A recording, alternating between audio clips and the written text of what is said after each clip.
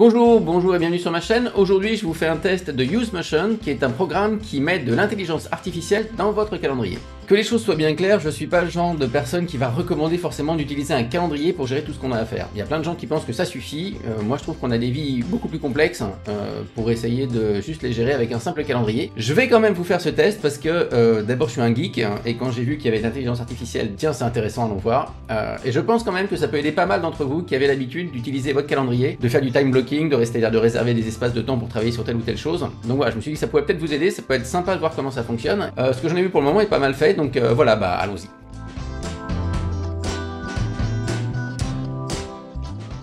Quand vous allez vous connecter pour la première fois à UseMotion, vous allez voir un écran qui va vous demander d'inscrire votre numéro de carte bleue. Donc si vous êtes rétif, bah regardez le test et puis vous verrez à la fin si ça vaut le coup ou pas. Et sinon vous avez 5 jours d'essai gratuit. Vous allez être présenté tout de suite avec une petite vidéo qui vous explique les bases de UseMotion, vidéo en anglais mais qui est je crois sous-titrée de mémoire, qui vous guide un peu. Franchement la prise en main est bien faite.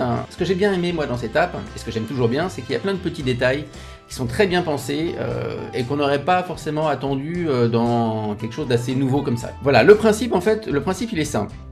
Voilà, vous avez là par exemple un calendrier, donc j'ai déjà rempli des choses dans ce calendrier là, donc il se base sur le calendrier Google, il peut se baser sur Microsoft aussi, c'est les deux sur lesquels il se base, Google, Microsoft, et il va synchroniser en fait avec votre calendrier qui va vous présenter sous cette forme et aussi dans l'autre forme, c'est-à-dire que si je vais sur Google, je vais voir aussi les choses qu'il aura inscrites dans le calendrier, en l'occurrence les tâches. Le principe de base, vous avez votre calendrier avec les rendez-vous fixes, les réunions, les choses comme ça, les choses qui sont en dur, et tout le reste va être libre. Il va remplir ce vide par toutes les tâches que vous avez à faire. Donc ce qu'elle demande de votre part, évidemment, au départ d'avoir inscrit les tâches et d'avoir estimé leur durée et d'avoir estimé éventuellement leur échéance, à quelle échelle de temps vous aimeriez l'avoir réalisé, etc. Et en faisant tout ça, il va faire un arbitrage entre toutes ces tâches pour vous les présenter en faisant en sorte évidemment que vous puissiez faire les plus importantes et les plus urgentes d'abord, mais en tenant compte aussi de la réalité, c'est-à-dire de votre calendrier tel qu'il est. Si vous avez une journée blindée, que vous avez plein de choses à faire, bah vous pourrez rien faire d'autre que ce qu'il y a sur votre calendrier puisque c'est déjà blindé, vous voyez.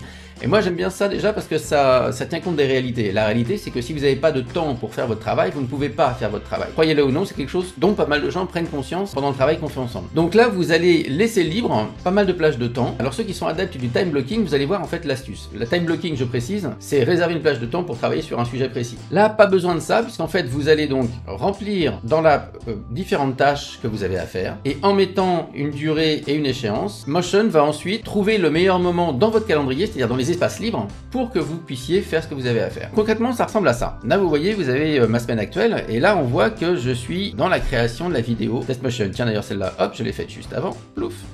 Donc, je la marque comme faite, et normalement, si je ne la rate pas, elle devrait disparaître. Si je prends dans l'ensemble, voilà ce qu'on voit. En général, on voit le calendrier tout de suite. Donc là, c'est mon calendrier actuel. En rouge, c'est les choses qui sont les rendez-vous, les choses qui sont dures. Et en gris avec des petles points, ce sont les choses, les tâches que j'ai rentrées dans Motion. Sur la colonne complètement à gauche, vous avez donc toutes les tâches, avec les jours où il se propose de me les faire réaliser. Donc vous voyez, mercredi, jeudi, voilà. J'en ai rempli quelques-unes pour le test quand même, histoire que c'est un peu de consistance. J'en ai beaucoup plus que ça, après je reviendrai sur les côtés que j'aime moins dans le soft, mais enfin voilà, elles sont là. Éventuellement, je peux mettre les calendriers que je décide de synchroniser. Vous voyez, il y a des gens avec qui j'interagis souvent, il les a repérés. Donc il me dit, est-ce que tu veux que j'affiche aussi ce genre de calendrier, parce que je peux te dire quand est-ce que tu peux rencontrer par exemple Émilie. Et là, il va me rentrer, il va m'afficher en fait ce que je peux voir moi du calendrier d'Émilie. Je peux aussi aller voir tous les calendriers que j'ai déjà synchronisés dans mon Google Calendar. Voilà, et donc je peux décider encore une fois d'afficher tel ou tel calendrier sur les choses que je pourrais être amené à voir. Voilà, si je décide par exemple de me afficher Jean-Luc, je peux le faire ici. Ce qui est sympa aussi, c'est cette petite fonction bien pensée de Meet with Teammates, où là il va retrouver toutes les personnes de mon organisation. Et si je décide par exemple de trouver un rendez-vous avec Jean-Luc, je vais juste cliquer sur son nom et l'agenda de Jean-Luc va se mettre ici. J'ai plus qu'à trouver un endroit où on est dispo lui et moi. Et je peux faire ça pour plusieurs. Je peux décider d'ajouter Frédéric parce que j'ai envie de faire un truc avec Frédéric aussi. Et voilà. Et du coup là Frédéric s'ajoute et je peux même décider de rajouter Émilie. Allez-y, allons-y, soyons fous. Et là il va me proposer. Finalement, tous les espaces noirs sont des espaces dans lesquels je peux prendre rendez-vous, je sais que tout le monde est dispo. Voilà ce qu'on voit sur cette première chose. Je peux avoir une vue par semaine ou par jour, je peux pas avoir une vue par mois. Moi je trouve ça dommage, j'aime bien fonctionner avec une vue par mois. Si je clique sur le M ici, il me met en fait là où je suis censé être en ce moment. Donc il correspond pas à la réalité, mais ça parce que je l'ai pas annulé, donc pour lui j'y suis. qui est retrouvé avec une belle image écran qui change en fait au cours, donc c'est assez inspirant, c'est assez sympa de voir toutes les tâches qui, à chaque fois, qui vont venir au fur et à mesure. Voilà, donc on retrouve cet écran là, et puis ensuite il y a l'écran des tâches. Donc l'écran des tâches se met, donc ça c'est celles qu'il a déjà programmées en fait dans le calendrier, elles sont toutes là, elles sont toutes programmées à différentes échéances. Ouais, donc il y a celles qui sont a priori en retard, celles qui sont pour aujourd'hui, celles qui sont, j'ai fait exprès, hein, celles qui sont pour demain, celles du reste de la semaine, celles de la semaine prochaine. Voilà, il a dispatché un peu tout ça. Je peux mettre par projet aussi, donc là j'ai mis des projets, j'ai mis aussi des responsabilités au sens de la méthode que j'utilise, parce que j'aime bien, il y a des choses qui sont pas un projet particulier mais qui font partie de mes responsabilités. Donc voilà, c'est tout là. Du coup, si vous aimez bien travailler en projet, bah, vous aurez vos projets en colonne, et puis avec toutes les actions qu'il faut faire dans chacun des projets. Voilà, vous avez aussi un espace pour tout ce qui est récurrent. Là j'ai mis une tâche récurrente, donc ça vient toutes les semaines, c'est-à-dire que quand je clique le lundi, bah, ça revient le lundi d'après. Et puis ce qui a été fait, ce qui est terminé, j'en ai mis quelques-unes aussi, histoire qu'on se rende compte un peu de à quoi ça ressemble. Vous avez ici le scheduler qui est en fait l'outil que vous allez utiliser pour programmer, pour que les gens puissent programmer des rendez-vous avec vous. Et je trouve ça assez sympa parce que vous pouvez donc en créer plusieurs types de rendez-vous. Là vous voyez par exemple j'ai fait un échange visio. J'envoie le lien qui est ici, les gens vont tomber sur une page qui va leur demander de choisir, ça on connaît assez le principe. Mais ce qui est sympa aussi c'est que je peux générer un message de mes prochaines disponibilités. Et voilà ce que ça va leur afficher. Est-ce que l'une de ces fenêtres de temps fonctionnerait pour une réunion de 30 minutes? Ça va leur en proposer souvent plusieurs, en général 3. Bon là ça en fait qu'une parce que je pense qu'il doit y avoir qu'une de dispo prochainement là-dessus. Et ça leur dit si jamais ça convient pas, regardez sur le calendrier. Et ça a l'air ballot comme ça, mais je trouve ça plus sympa que ce qui se passe en ce moment où les gens disent tu veux prendre rendez-vous, regarde sur mon calendrier. Style écoute, je vais prendre sur ton temps. Vous voyez, c'est un peu se décharger de la chose. Là ce que j'aime bien c'est ça leur dit ok voilà mes dispos, maintenant si ça fonctionne pas, bah à ce moment-là regarde avec toi ce qui peut fonctionner. Vous voyez la différence? Plus sympa. Et donc je peux inviter les gens, je peux rentrer les emails, je peux choisir les dates à laquelle ça va se faire. Je peux choisir des plages de dates dans lesquelles j'ai envie que la chose se fasse. Je vais avoir différents templates. Ça peut être le jour, ça peut être la nuit, ça peut être n'importe quand, ça peut être uniquement les heures de travail. Donc ça, c'est des choses qui sont définies dans les réglages. Il y a aussi l'histoire des time zones. Voilà, et je peux soit copier le lien, envoyer dans un mail, soit copier carrément le message et envoyer ça dans mon email derrière. Et puis je peux créer aussi mes équipes pour créer des événements à plusieurs directement. Voilà, bon là je l'ai pas fait, mais sachez que c'est quelque chose qu'on peut faire. Vous avez toujours un tutoriel, toujours un rappel des réglages. Alors les settings justement. Je choisis le calendrier que j'ai envie de synchroniser. Là en l'occurrence, mon agenda Google. Je peux choisir d'en ajouter d'autres ou des calendriers qui sont les miens que j'ai synchronisés sur Google aussi. Je peux choisir de le faire ou pas. Moi j'ai choisi de faire là que l'agenda. Je peux choisir une vue par défaut évidemment. Donc la vue par défaut chez moi c'est que ça va démarrer en l'occurrence le lundi.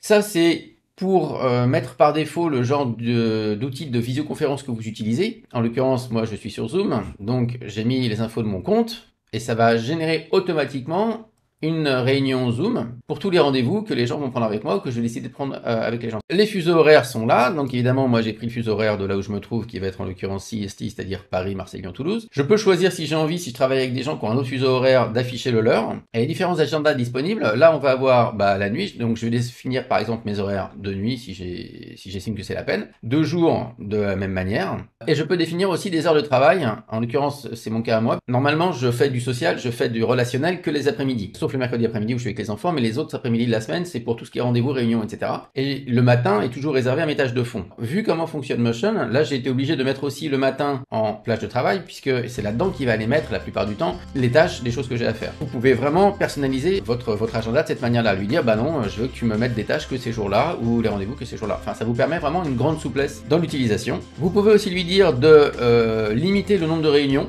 par jour, ce qui est à mon sens une très bonne pratique. Là j'ai limité par exemple à 4 heures de réunion par jour. Vous avez votre URL si jamais les gens veulent vous rencontrer avec le petit message comme je vous ai dit tout à l'heure. Vous avez des mots-clés qu'il faut conserver.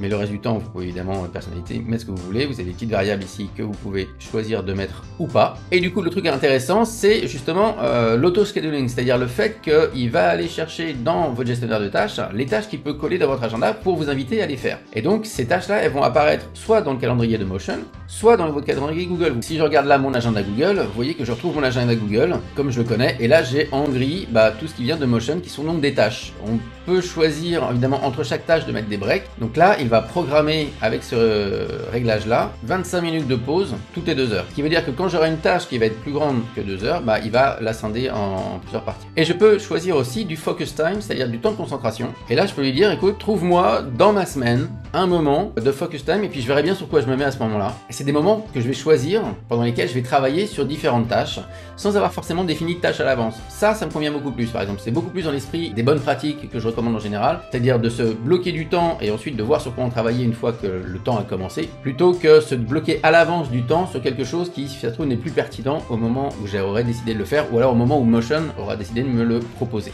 Il va vous mettre du focus time pour les jours où il vous a pas trouvé de tâches. Si jamais il vous a trouvé des tâches, évidemment, il va réduire d'autant le focus time puisqu'il a rempli ça de tâches déjà. Donc je peux décider d'en faire tous les jours. C'est une durée de 2 heures et ça arrive n'importe quand, mais je pourrais dire ça arrive uniquement pendant mes heures de travail, ça arrive, etc. Mais là, ça revient un peu au même parce que je vais dire en gros n'importe quoi entre 9 et 6 avec idéalement un début à 9 heures, mais je peux choisir que j'ai envie et je peux choisir aussi de séparer ces temps de focus en plusieurs petites parties. Là, j'ai dit non, je veux que ce soit des blocs de 2 heures parce que j'ai besoin de ça pour ma concentration, j'ai envie. Mais je pourrais choisir de lui dire bah non, tu peux me faire 1 heure ici et puis 1 heure là-bas. Et la magie opère évidemment quand, une fois que tous ces réglages sont faits, quand vous avez commencé à remplir ça avec vos tâches, vous allez regarder votre calendrier et là on voit quoi? Et ben on voit qu'il l'a donc déjà rempli, il me propose déjà des tâches. Donc en l'occurrence, comme la deadline de la vidéo c'était aujourd'hui, forcément on est dedans, je suis en train de faire le test. Vous voyez qu'après j'ai un appel à passer. Cet après-midi j'ai un rendez-vous qui était déjà prévu sur Google qui me prend pas mal de temps. Et donc voilà, il m'a proposé différentes choses pour vous voyez, mon jeudi matin, il m'a prévu une tâche ici, répondre à telle question. Ensuite il m'a dit bah quand tu auras fini ça, tu regardes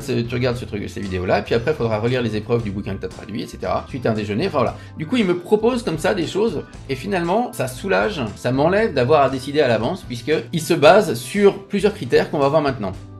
Alors, quand je crée une tâche, qu'est-ce qui se passe? Déjà, il y a plein de raccourcis, c'est pas mal. Quand je crée une tâche dans Motion, donc il va me demander le nom de la tâche, lire les obligations employeurs, hop, sur la première page de la convention collective, très bien, il faut que je fasse ça, je l'ai la convention collective, je peux mettre une petite note, vous voyez, pour me rajouter ici. Le dossier, convention collective, qui est au bureau, donc je vois très bien où il est le bureau, il est dans le rack, hein, nickel, qui est juste là d'ailleurs, donc comme ça je sais où aller, j'ai pas besoin de chercher. Combien de temps lire les obligations employeurs sur la première page? C'est juste la première page, donc normalement 30 minutes, je devrais même pouvoir le faire en 15 minutes, je pense, lire les obligations employeurs, je suis juste allé lire pour le moment. Alors on a plusieurs choses. D'abord, je vais commencer par juste les prendre dans l'ordre. Je peux décider de lier ça à un projet ou pas. C'est pas obligatoire. Si je lie pas ça à un projet, il va me créer une colonne sans projet, et puis dedans j'aurai toutes les tâches qui n'ont pas de projet. Voilà. En l'occurrence, là j'avais déjà rentré des projets, ça correspond pas à un projet qui existe, enfin en tout cas pour le moment, quoique ça fait partie de mon rôle de finance, donc là j'aurais mis ça dans le rôle finance, et sinon, si ça n'existait pas, je pourrais ajouter le projet ici. Ok. Donc là en l'occurrence ça va dans finance, donc boum, allons-y. Start date today, donc je peux choisir de lui dire tu peux commencer à me programmer cette tâche là à partir d'aujourd'hui. Mais je peux lui dire cette tâche là j'ai pas envie de la voir avant le 21 juin. Et du coup forcément il va dans sa programmation, il va en tenir. Voilà, on retrouve ça ici, hein, choose no start date, tout ça. Ne commence pas avant, ne la programme pas avant le 21 juin, c'est ce que je lui dis ici. Mais je peux très bien décider, non, en fait, je me suis trompé, pardon, excuse-moi, on va commencer à la programmer à partir d'aujourd'hui. Ok, là j'ai envie de l'embêter un petit peu pour vous voyez un petit peu la mécanique du truc, voir s'il va réussir à reprogrammer différentes choses, différemment. Est-ce qu'il y a une deadline? On va en mettre une dure parce que j'ai envie de l'embêter, mais on peut choisir de mettre une deadline molle. Ça veut dire qu'a priori il va bouger peut-être un petit peu à droite à gauche autour, prendre un jour avant, un jour ou deux avant et après, etc. Alors que la hard deadline sera ce jour-là fini ou pas. Et je peux choisir qu'il n'y ait pas de deadline. S'il n'y a pas de deadline, il va me dire, ok, est-ce que tu veux que j'essaye quand même de te la programmer pendant la semaine qui vient, pendant les 2-3 semaines qui viennent, pendant le mois qui vient, pendant les 3 à 6 mois. Ce qui revient à dire, il n'y a pas de deadline. Moi, j'ai beaucoup de tâches qui sont 1 à 2 mois, 3 à 6 mois. Parce que l'idée, c'est que je mets pas de priorité dans mes tâches. Mais j'y reviendrai dans une autre vidéo. Donc là, on va lui dire, bah écoute, il y a une deadline qui est hard, parce que j'ai envie de t'embêter un petit peu. Ça va être aujourd'hui, ou on va mettre à demain. Comme ça, on va reshuffler un peu demain. Un truc de 15 minutes. Tiens, je vais voir quand même sur aujourd'hui, s'il me trouve un moment aujourd'hui pour le faire en 15 minutes. Start today, dans les heures de travail uniquement. Donc vous vous rappelez ce que j'avais mis. Hein. On va tricher un peu pour aujourd'hui, parce que c'est mercredi et cet après-midi, je suis avec les enfants. Pour aujourd'hui, on va dire, non, tu prends n'importe quoi dans la journée. Normalement, il va pouvoir me la trouver pour aujourd'hui. C'est pas un truc récurrent. Je pourrais choisir que ça soit récurrent. À ce moment-là, il va me dire si jamais c'est récurrent, bah c'est quelle fréquence? Est-ce que c'est 1 fois par semaine, 2 fois par semaine, 1 fois par mois, tous les 3 mois, etc. Voilà les options en fait qu'il a. Et puis en quel jour, semaine ou quel jour, quand c'est vraiment tous les jours du mois. C'est pratique pour faire tous les premiers lundis de chaque mois par exemple. Je peux choisir quel jour ça va être. Vous voyez juste en cliquant dessus, ça va être actif ou pas. La durée de la tâche elle-même. Et je peux choisir pareil dans quelle plage de temps j'ai envie de les mettre. Est-ce que c'est une deadline du style je dois finir ou j'essaye de finir? Moi je vais la mettre en one time pour le moment, celle-là. Je peux voir s'il arrive à me la placer aujourd'hui. Je peux mettre dès que possible. Il va même pas me chercher la deadline, il va essayer vraiment de la caler dans le truc. Je peux dire non, c'est une deadline, c'est une priorité élevée, mais c'est voilà, pas non plus le feu au lac. Et puis je peux choisir médium ou low évidemment, donc on a vu pour low. Et voilà, pour les deadlines. Elle n'est pas de temps, 15 minutes, 30 minutes, 1 heure, 2 heures, 4 heures. Et en dessous de 15 minutes, il connaît pas, il considère que c'est court. Et donc là, il m'en fait un short task pour un reminder dans l'agenda Google. Je vais quand même mettre ça en 15 minutes, faut pas le faire en 5, c'est sûr. Ok, donc j'entre cette nouvelle tâche. Et ce qui va... On va attendre un petit peu, et est-ce qu'il va me la caler? Alors on a vu qu'il me l'a mise ici, qu'il me l'a programmée pour le 8, et boum! Vous voyez, ça y est, elle a changé les choses. L'appel que je devais passer tout à l'heure, il me l'a calé ici, à demain, et il m'a mis la lecture des obligations employeurs, après la pause de 25 minutes, parce que j'avais 2 heures, je l'ai dit, j'ai une pause de 25 minutes toutes les 2 heures, donc après la pause de 25 minutes, boum! Et c'est comme ça qu'il va faire pour tout. Je trouve ce truc-là vachement sympa. Et pour les gens qui ont l'habitude de gérer tout avec un calendrier, ça va vous éviter d'avoir à déplacer tout le temps les machins. À partir du moment où vous êtes sûr de vous, sur les deadlines, sur la durée, sur le temps que ça prend, sur les durées, sur l'estimation, et on voit quand même il y a des choix qui sont assez souples, je pense que ça va pouvoir aider pas mal d'entre vous. Moi je sais que j'aurais du mal à fonctionner comme ça, pour les raisons que je vous expliquerai au fur et à mesure des vidéos que je ferai, mais je trouve ça quand même assez sympa et assez séduisant de savoir que je peux rentrer quelque chose et ça va tout se redécaler derrière bien comme il faut en tenant compte de mes priorités. Voilà, donc si pareil, si je la fais à l'envers maintenant et je dis bah écoute non, il n'y a pas le truc, franchement il y a zéro, d'abord j'ai pas envie de le voir tout le monde, tu vas essayer de me le faire dans les 2 mois qui viennent, ça peut être dans les heures de boulot si t'as envie, mais franchement c'est low. Est-ce qu'il me le garde là? Est-ce qu'il change ça? En fait ça va dépendre pas mal de ce que j'ai mis sur l'appel ici. Voilà, il me remet l'appel. Ouais, donc franchement c'est assez dynamique et il pourrait changer plein de choses comme ça, je trouve ça très sympa. Voilà, donc ça c'était vraiment le cœur de Motion, cette capacité à vous présenter toutes les tâches que vous allez programmer et à redispatcher suivant ce qui se passe en fait. Suivant le fait que vous allez ajouter de nouvelles tâches avec des priorités qui vont être un peu changeantes. Et du coup, si vous faites une revue hebdomadaire, ce qui peut être intéressant c'est de retourner dans vos tâches et de vous dire pour chacune des tâches, alors là vous êtes obligé de les voir un peu par projet, mais vous dire ok bah finalement ça, je peux bouger la deadline, moins important. Donc ça vous rajoute un petit temps éventuellement de réévaluation de l'ensemble de vos tâches au cas où, mais je pense que la plupart du temps vous allez garder à peu près l'estimation que vous avez faite et puis vous verrez bien quand les choses arrivent quoi. Voilà le test de Motion. Si ça vous a plu, n'hésitez pas à me dire en commentaire ce que vous en avez pensé et puis aussi peut-être à faire un test par vous-même, regarder un peu comment ça peut fonctionner pour vous. Moi je sais que je suis assez séduit par le truc, je vais le tester quand même un peu plus loin que ce que je fais d'habitude avec ce genre de logiciel, même si c'est pas ma manière de fonctionner habituellement. J'aime bien l'idée d'avoir un truc qui me dit ok là je te propose de faire ça parce que d'après les critères d'importance, de priorité, de deadline que tu m'as donné, j'estime que c'est ça qui a priori dans la tâche me paraît le plus important là maintenant, vu le temps dont on dispose, et donc en tenant compte de cette réalité-là aussi. Pour finir le test et pour être complet, sachez qu'il existe une app sur le téléphone, simplissime, très efficace, hein, vous voyez, elle est ici, ploum, je clique sur l'icône et je me retrouve directement sur la journée avec les rendez-vous et les tâches qu'il a prévu que je fasse. Je peux aller voir les jours suivants, je peux pas voir la semaine, je peux voir jour par jour seulement, mais bon c'est quand même déjà pas mal. Et mes journées sont toutes prêtes, j'ai juste à faire les trucs et à bosser et à taffer. Une vue des tâches si jamais j'ai envie, et je peux regarder chaque tâche et puis changer des choses, hein, je peux modifier avec les mêmes options a priori à peu près que ce qu'on a sur la version bureau. J'ai là ici le lien à copier, à envoyer si jamais les gens, je veux leur envoyer un lien pour qu'ils s'inscrivent, pour qu'ils trouvent un moment pour un rendez-vous. Et puis account c'est juste pour me déconnecter si j'ai envie, vous voyez, donc simplissime, efficace. Ce que moi j'aime beaucoup dans ce logiciel, c'est sa capacité à réévaluer toutes les tâches que vous avez mises de manière assez fine en fonction de la priorité, de le type de deadline, si elle est dure, si elle est molle, s'il y en a une, s'il y en a pas, si c'est à faire dans la semaine, si c'est à faire aujourd'hui, après-demain, ou si c'est à faire dans 6 mois, etc. C'est peut-être d'évaluation permanente qui va faire entre toutes les tâches que vous mettez, sa capacité à tenir compte du fait que vous venez de rajouter un truc, ou vous en avez terminé une plus vite, finalement vous arrivez et vos journées elles sont prêtes, et il y a juste à travailler. Alors ça tient compte de la réalité des rendez-vous durs, d'accord, c'est-à-dire des choses qui ne bougeront pas, les rendez-vous que vous avez effectivement, et aussi des imprévus, puisque si vous avez un imprévu, bah, vous pouvez décider finalement que, ah bah non, une nouvelle tâche qui vient d'arriver, ok, bah je rentre vite ma nouvelle tâche sur laquelle je vais me mettre maintenant parce que c'est l'imprévu, et du coup tout le reste va se recalculer derrière et il va vous proposer une nouvelle tâche, il va tout réévaluer. Je trouve ça très sympa et je pense que ça peut aider pas mal de gens sensibles à ce genre de pratique. Ce que j'aime moins, c'est que justement ça repose sur une pratique qui n'est pas forcément la meilleure à mon sens.